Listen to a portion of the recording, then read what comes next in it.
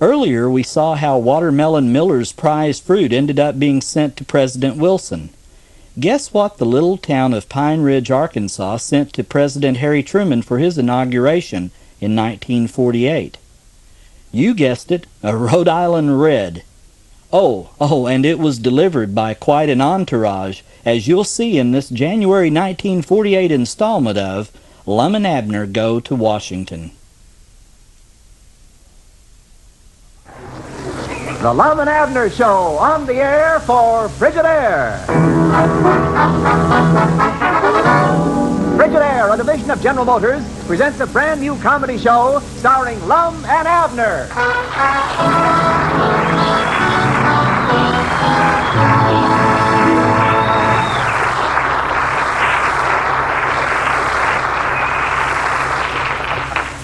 Granny's Abner, you won't believe this, but looky here, we got a letter from the president. Don't tell me we've been drafted.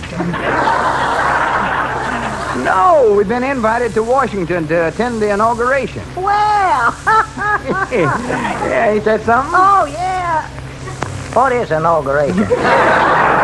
Why, that's the big event where every 4 years they swear in a Democratic president. Yeah, sure. Recollect when you used to have them, what they call them, Republicans? No, I don't, but of course you're older than I am. Well, come on, we better start getting packed up here. Yeah, well, Lum, don't you think we ought to drop Mr. Truman a postcard and let him know we're coming? Otherwise, he might not be expecting to see us at this inauguration. Oh, that's all right. There's a lot of folks that never expected to see him at this inauguration.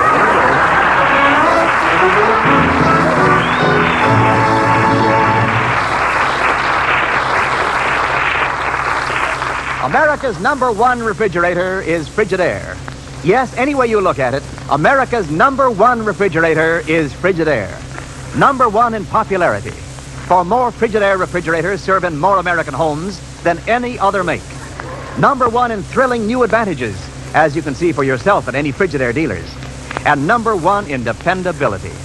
For Frigidaire refrigerators are made only by General Motors. And this association of experience with experience, of skill with skill, is your guarantee of lasting satisfaction. So when it comes to a new refrigerator for your home, remember this. The first name you think of is the right one to buy. Frigidaire, America's #1 refrigerator.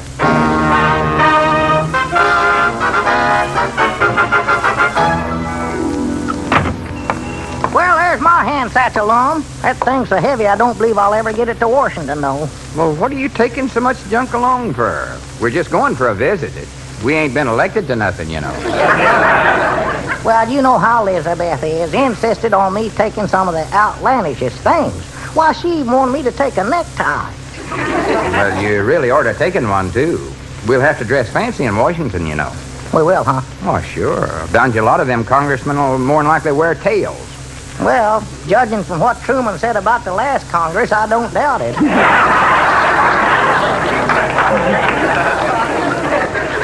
Wait a minute here. Hey, what's that you got strapped to your suitcase? Them snowshoes. Won't I need them? Well, of course not. Where do you think you're going, Los Angeles?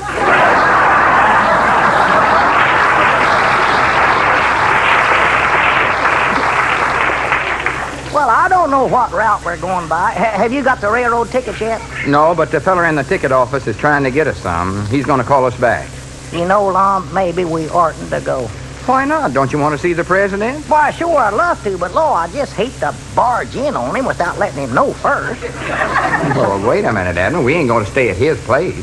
Well, I don't see why not. That's a pretty big house he's got there, and there's just 3 of them. I know that, Of course, Abner. now, I don't think we ought to stay for meals. Well, I guess we could.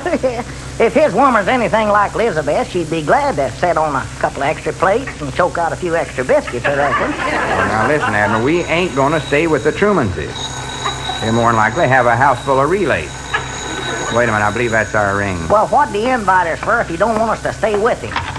Hello, John 'em Down store. Lum Edder's talking. Mr. Edwards, this is the ticket office again, and the only way I can get you to Washington is to route you through Cleveland and up to Buffalo. Well, we don't care, just so we get there. All right. Your train leaves the county seat at 7:45 tonight. Well, we'll be there, and much obliged. Hi, Granny's Abner. We're all set. We go to Cleveland, and from there we go to Washington by buffalo.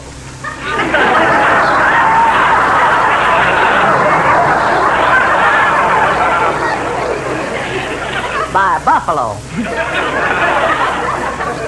That's Yeah. going to be pretty hard riding, ain't it? No, not necessary. They got well-padded seats. Well, maybe they have, but I ain't. Lom, you better cancel them tickets. Well, Abner, that's the only way we can get there. By buffalo? What the man said. Now, there must be some easier way. Dog sled, pogo stick. I don't see what you're kicking about. It'll take us a little longer going that way is all. Yeah, about 2 months longer. No, it won't. We'll get there for the inauguration. Yeah, but whose? How fast do you expect that thing to travel? Oh, I don't know, 60, 70 mile an hour. 70? What'd they do, shoot it out of a cannon? Lom, you better count me out on this trip. Count you out. Yes, sir, I've traveled a lot of hard ways in my life, but I'm just too dead blame old to take up riding a buffalo. Oh, well, now, wait a minute, Abner. And besides, I'd feel awful silly galloping up to the White House on one of them shaggy critters. Abner, you're a little mixed Lom, up. it's bad enough me and you popping in on the president without dragging a buffalo along for him to feed. Well, if you'll just hash up And for another a second. thing, he ain't got no barn there. We'd have to stake him out on a White House lawn. Them things are as big as an elephant. I know how big they are. And think how embarrassing that'd be to Truman if somebody did mistake it for an elephant.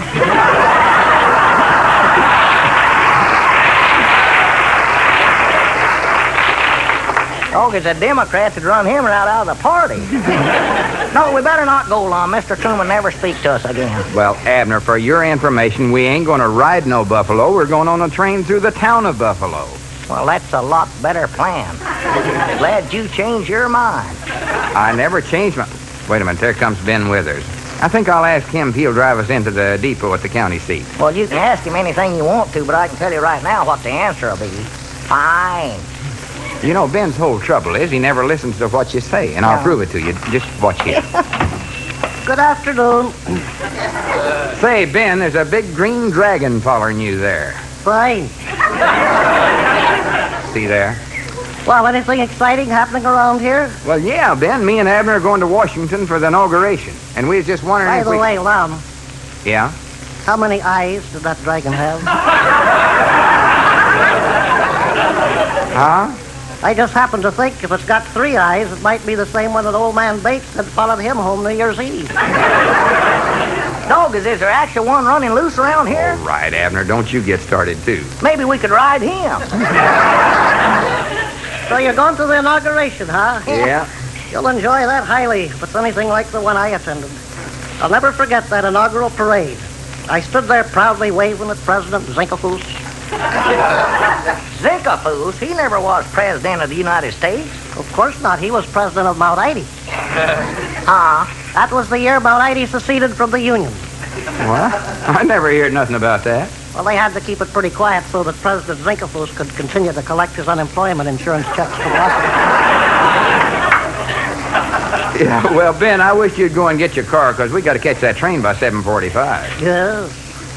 Oh, that was a beautiful parade. First came President Zinkelfoos standing up in a car with his top down. Yeah, well, Ben, if... To his right sat Mrs. Zinkelfoos, and to his left sat Barney Cleaver. Who's Barney Cleaver? Nobody ever found out. It must be said of him, however, that later, during the president's speech on the courthouse steps, Mr. Cleaver sold several dozen potato peelers. Look, Ben, we Next haven't... in the parade came Vice President Cactus Jack Zinkelfoos, patriotically clad in the colors of Mount Ida's new flag, red, white, and chartreuse. Yeah, sounds pretty, but Then Ben... someone blew a bugle, and the next thing we knew, Vice President Zinkelfoos was being unfurled from the top of the flagpole. Oh, Ben, you can tell us all that on our way to the county seat. Come on, if we don't hurry, we'll miss the train. Fight.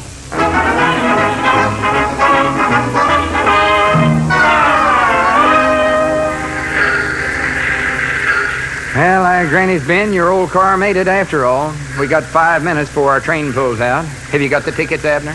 Why, no, I thought you had them. Oh, my goodness. Look in your coin purse. Maybe you put them in there.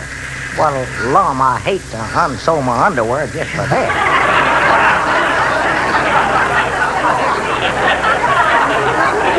For pity's sakes, did Elizabeth sew your money up in your underwear again? Same place. When are you going to grow up? Wait, Lum, isn't that your ticket stuck in your hat band? Huh? Oh, yeah. Why don't you recollect things like that, Abner? Well, Lum, I was... Did you recollect the lunch goods? Yeah, I got a shoebox full of baked sweet potatoes to munch on and a jar of buttermilk. I thought it was sweet milk. Well, it was till after that ride in Ben's car. Well, I certainly hope you fellas have a highly boned voyage. And if you run into any of the Zinkefuses at Washington, well, my stars, doesn't that woman heading over this way look like Sister Simpson? Well, no wonder. That is Sister Simpson. Well, they certainly look alike. Well, for goodness sake, Sister Simpson, what are you doing here? Well, Lum, I tried to catch you before you left Pine Ridge. I want you to take this here box to Washington with you. Oh, well, much obliged. Oh, it ain't for you, Abner. It's for Mr. Truman, Lum, and will you give it to him personal? Why, sure, be proud to. What's in the box? That's Beatrice in there. Who? My prize winning Rhode Island Red. Hell, I hope Elizabeth don't hear about this. She told me not to have nothing to do with any chickens on the train. Lum, you be sure and give that to Mr. Truman now, 'cause I want to repay him for being so nice to my sister Nettie. Does she know Mr. Truman? No, but she written and asked him for a government loan so she could buy a house in town where her daughters could meet some boys. And did he send her the loan? Well, no, we didn't. But do you know the very next day they put a National Guard camp right across the road from her place? Well, I'll be a polka-dotted possum. Say, I believe your train's about to leave. Here, I'll give you a hand with your suitcases. Yeah. Come on, Abner. You and Beatrice get aboard here. Yeah, so long, Sister Simpson. Bye. Say hello to Miss Truman for me. Yeah, we will. Yeah, hurry up, Abner. Just set the bags down in that seat there, Ben. Yeah, all right. You know, that was awful thoughty of Sister Simpson to bring this chicken for Mr. Truman. Well, I guess he can use it. I hear he ain't been able to get by on his salary, and he's hit him up for a raise, I know.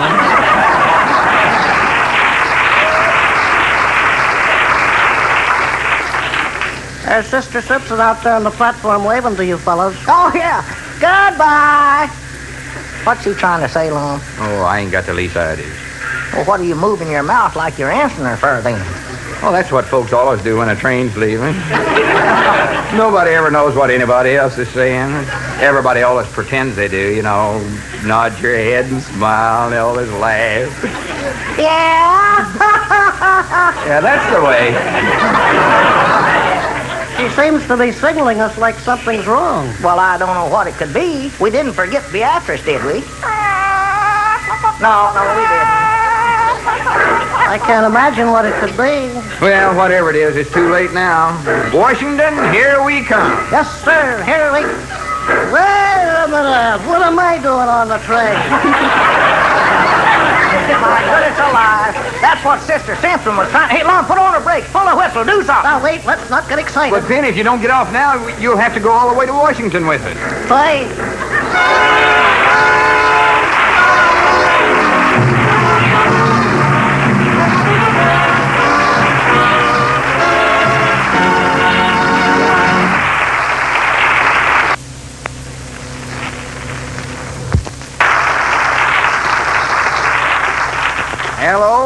Hello, operator. Hurry up my call to Pine Ridge. I'm ringing. Lon, you ain't got time to make no phone calls. The train's just going to be here in Cleveland for 10 minutes. Abner, get out of this phone booth. There ain't room for both of us in here. But, Lon, the train is going to... I can't help it. We left Pine Ridge so fast I forgot to tell Mr. Niles that Mrs. Maywinkle is coming in the store tomorrow to look at a Frigidaire electric range. Lon, with Mr. Niles in the store, how could she go in there without having to look at it? She'll have her steam boiled and baked before she's halfway through the door. Here's your party. Go ahead, please. Hello? This is the John and Don store. Wendell Niles speaking. Hello, Mr. Niles. This is Lum Edwards. And Abner, get off of my lap. Well, Lon, I can't hear a thing. Well, it's good to hear your voice. How are you? Oh, I'm fine. How's Washington? Oh, he's fine. No, we're just halfway there. What I called for was to tell you Mrs. Ed Maywinkle is coming in tomorrow morning. Wants to see a Frigidaire electric range. Well, I'll tell her all about it. Don't worry. Well, I ain't worried about what you'll tell her. It's Miss Maywinkle. She's got a big family, 7 kids besides her in-laws. So you better show her that double oven job. Good. I'll tell her how she can broil things in one oven while she bakes or roasts in the other, or perform the same cooking operation in both ovens at the same time. I'll tell her about the thermizer, too, how it can be used for steaming, boiling, baking, or as an extra surface unit. Yeah, mention that thingamabob that saves so much electric current, too. Ed Maywinkle likes the dollar as well as the next feller. Oh, yeah, and something else about Ed. He's the most impatient man for miles around. One of the hungriest, too. When he comes in from doing his chores, he wants supper right now and no fooling. So be sure and tell Miss Maywinkle how fast heating them Frigidaire radiant tube units are. Oh, and another thing, Mr. Niles, she's a great one for gadding around, so I get it. Sure, I'll tell her about the Frigidaire Cookmaster Control. How she can set it to cook complete oven meals all by itself while she's away from home. Hey, and I'll also tell her Your time is up, please. Now, wait a minute, ma'am. We ain't talked no 3 minutes yet, like the phone company always allows a feller on a long-distance call. What do you mean, phone company? This is CBS, and your commercial time is up, mister.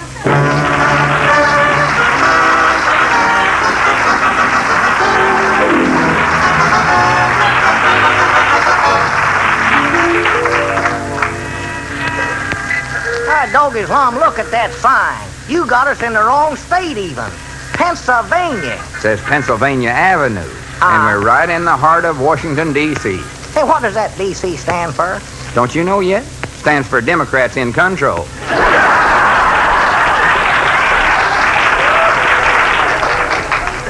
Well, now, just where do we go to see the inauguration? Well, we ain't going to worry about that till tomorrow. First thing we're going to do is drop Beatrice off at the Truman's. Now, where do they live? Well, if you'll just look at that building right ahead of us, you'll see it. That, Abner, is the White House. Well, look at the size of that place. Whew. President Zinkerfuss never had anything like this. I bound just about all Miss Truman can do to keep that place clean. Bet it takes her half her time just chopping enough wood to keep it warm. Oh, she don't do all that work herself. She don't? Of course not. She's got Margaret to help her. Well, come on, let's not stand around here gawking. Yeah, let's get inside so as I can take my shoes off. My feet are killing me. I think that would be highly frowned upon, Abner. Yeah, I'll try and behave yourself, Abner. Don't be so country. All right. Come on, I think we'll go in that gate where that policeman's standing or whatever he is. And try to keep that thing quiet. Well, Mom, I bet... Hey, Mom, looky here.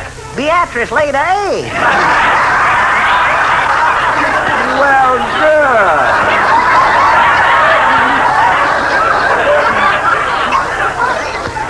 Good for her. Let's rush it inside. Maybe Mr. Truman would like to have it for breakfast. Just a minute here. Where are you gentlemen going? Oh, we're just dropping in on the Trumans. They thought we'd sit around and chew the fat a while. Well, the Trumans don't live here. They don't? What happened? Did they have a recount?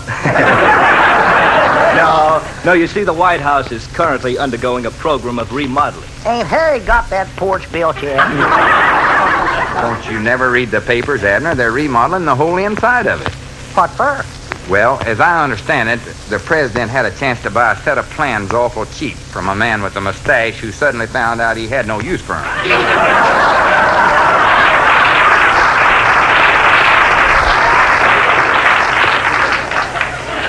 Well, this is a fine howdy-do. Come clean across the country to visit somebody and find they moved. Don't reckon they heard we was coming, do you? I think you'll find that it's fairly common knowledge that the president and his family are now residing across the street from the Blair house. The Blair house, huh? That's right. Well, that was awful thoughty of the Blairs to take them in that way. Neighborly, bless their hearts. Bless their hearts. Well, we're sure much obliged to you, mister. Come on, let's get on over to the Blairs. Just a minute. Do you gentlemen have an appointment? Not that I know of. All we got's a chicken. And one egg. Well, I'm afraid you'll have to check with Mr. Ross, the president's secretary, first. All right. How do we check with him? You get in touch with Mr. Ross's secretary. How do you get in touch with her? You contact Mr. Ross's secretary's secretary. Maybe we just better eat the chicken ourselves. No, we promised Sister Simpson we'd give this to him personal, and Grannies, we're going to do it. Come on, we'll find a way to do this ourselves. If we don't hurry, his inauguration will be over. Inauguration, nothing. The rate we're going, his whole term will be over.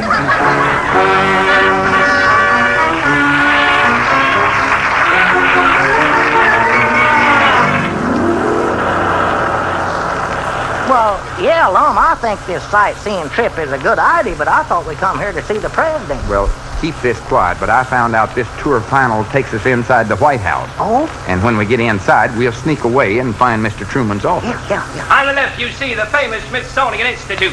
And beyond it, towering magically, you see the most famous dome in the country. Where? Is Jim Farley still around here?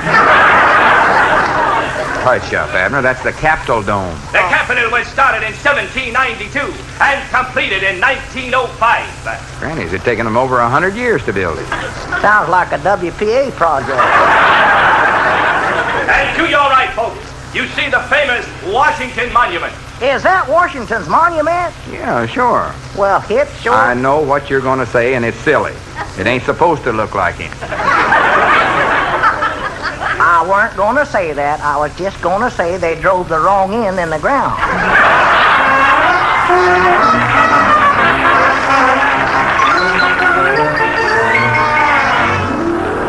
And now, to your left, you see the historic Potomac River. And here is the historic spot where George Washington threw $1 across the Potomac. Where? Abner, get back in the bus. You can't find it. I was just trying to see better. Looky there, Lum, that's a long ways to throw $1. Oh, I don't know. We got men nowadays that can throw $1 billion clean across the Atlantic.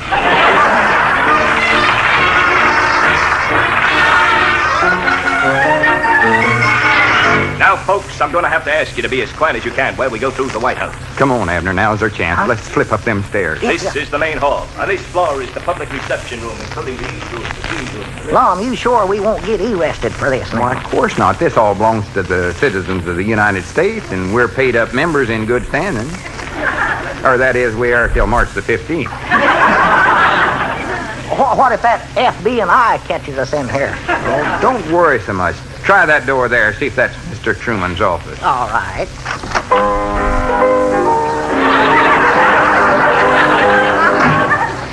That ain't it. Just somebody practicing on the piano.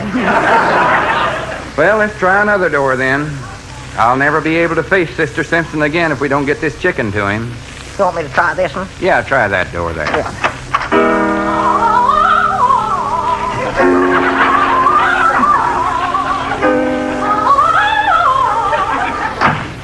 I know that ain't him. Well, come on, we'll keep trying. They must be rehearsing some music for that inauguration shindig. Say, by the way, when do we see the inauguration, huh? Just as quick as we get Beatrice delivered. Here, this looks like a big important door. Maybe this is it. Dogged, I hope so. If we don't find him pretty soon, Beatrice is going to be a grandma. See anybody in there? Yeah. Is it him? Well, I can't tell. He's facing the other... Wait, he's turning around. Howdy do, sir. Right.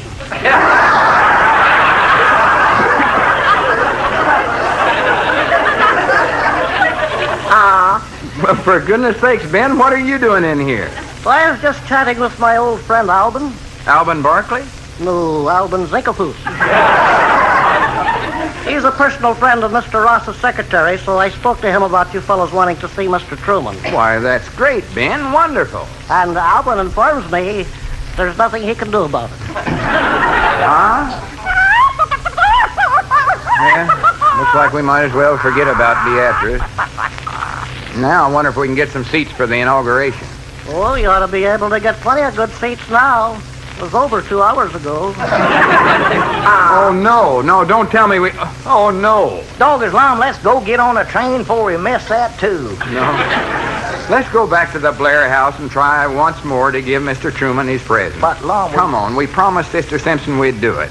Besides, from the looks of Beatrice here, I doubt if she could make the trip back home.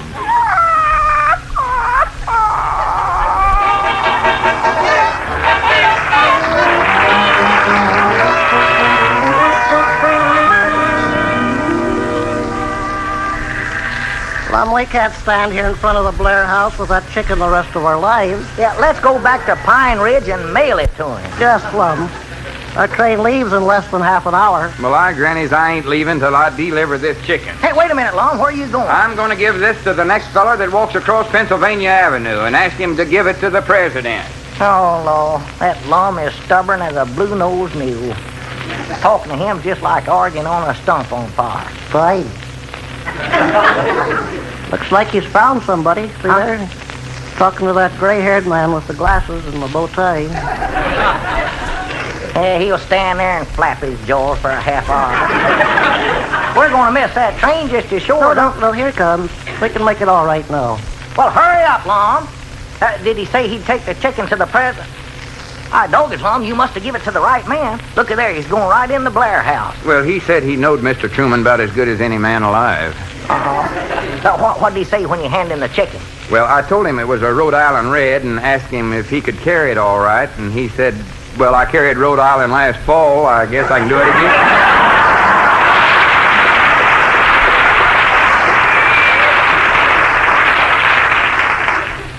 Did you get his name? No, I never, Abner. But you know, a body as nice as he is would make us a mighty good president.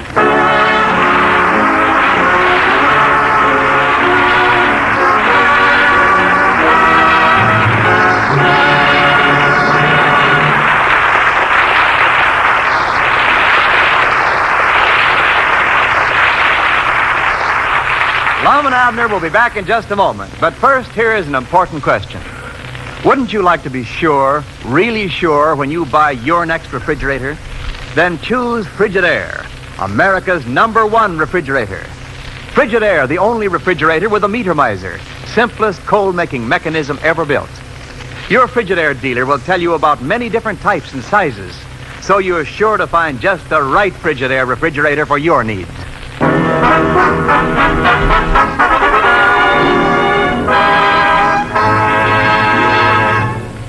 Whew, am I glad to be back in Pine Ridge again. Yeah, well, wait a minute, Abner. Don't unpack your hand satchel. Me and you are going to Washington, D.C. What for? Is Beatrice homesick for us? No, we're really going this time, Abner. We've been invited to appear on the program celebrating the president's inauguration. And I granted this time we'll really get to see him. Just so we don't go by Buffalo.